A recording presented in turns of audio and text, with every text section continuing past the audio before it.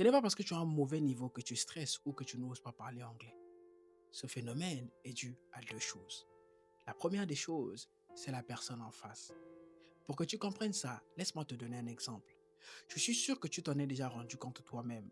Lorsque tu es en face d'un collègue et que tu dois t'exprimer même en français, tu es à l'aise. Mais lorsque tu te retrouves devant ton boss et que tu dois t'exprimer devant lui, ben, tu es tout de suite beaucoup plus stressé. Qu'est-ce que cela a à voir avec le fait que tu stresses quand tu dois parler anglais? Eh bien, ça a tout à voir. Parce que la raison pour laquelle tu stresses devant ton boss, c'est la raison pour laquelle tu stresses lorsque tu dois parler anglais. C'est simplement le manque de familiarité. Moins on se sent proche d'une personne, plus on va stresser devant cette personne-là. Et plus on se sent petit devant une personne, plus on sera stressé devant cette personne-là.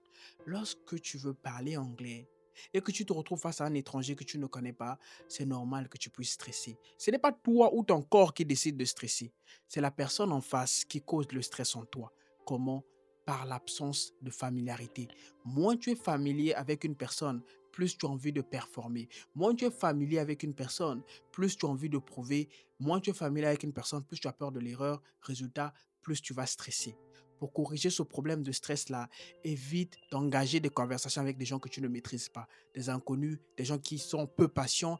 Privilégie plutôt d'engager des conversations avec les personnes avec lesquelles tu es déjà familier, des amis. Ça veut dire que si tu as envie de pratiquer l'anglais avec une personne, c'est très bien, c'est nécessaire, il faut que tu le fasses. Mais ne va pas pratiquer ton anglais avec n'importe qui. Choisis quelqu'un avec qui tu es déjà à l'aise, quelqu'un de qui tu te sens proche, quelqu'un avec qui tu te sens en confiance. Et dans ces conditions-là, tu verras que tu n'auras aucun stress. Mais si c'est un inconnu, quelqu'un qui dégage aucune patience, quelqu'un qui dégage aucune compassion, aucune empathie, n'essaye pas, ne perds pas ton temps parce que tu vas dealer avec le stress. Mais lorsque quelqu'un dans son regard a beaucoup de patience, beaucoup d'empathie, essaye, vas-y, tu vas te rendre compte que tu n'auras pas ce stress-là. La deuxième des choses, c'est l'environnement.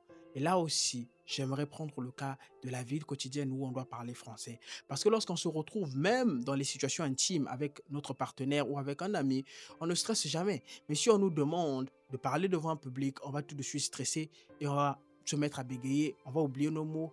Pourtant, on est en train de parler le même français qu'on parle très bien en général. Pourquoi?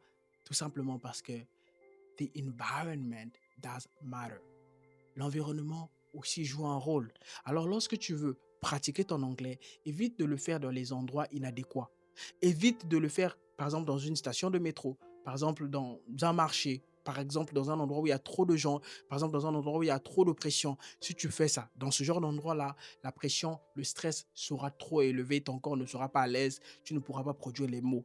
Mais si tu privilégies des situations plus calmes et plus adéquates, tu verras que tu n'auras aucun stress. Qu'est-ce qu'une situation calme et adéquate pour quelqu'un qui veut pratiquer son anglais? Eh bien, c'est de privilégier un 1v1, c'est-à-dire dans un endroit privé, calme. Par exemple, dans un parc, tu trouves quelqu'un tout seul et tu as envie de pratiquer l'anglais avec cette personne-là, va, parce qu'il n'y a que vous deux, ton corps n'aura pas de stress. En 1v1, tu n'auras pas de stress. Oui, le contexte, c'est ce qui fait tout. Le contexte, c'est ce qui change tout.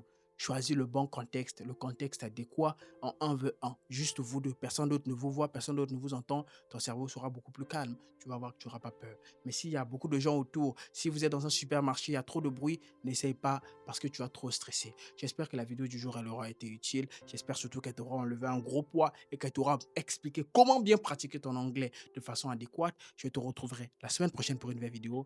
Prends bien soin de toi. D'ici là, j'aimerais te le demander. S'il te plaît, abonne-toi à la chaîne, partage, commente, soutiens mon travail, s'il te plaît. En attendant, moi, je te retrouve la semaine prochaine pour une nouvelle vidéo. Prends bien soin de toi d'ici là. Bisous à toi, là où tu es là-bas.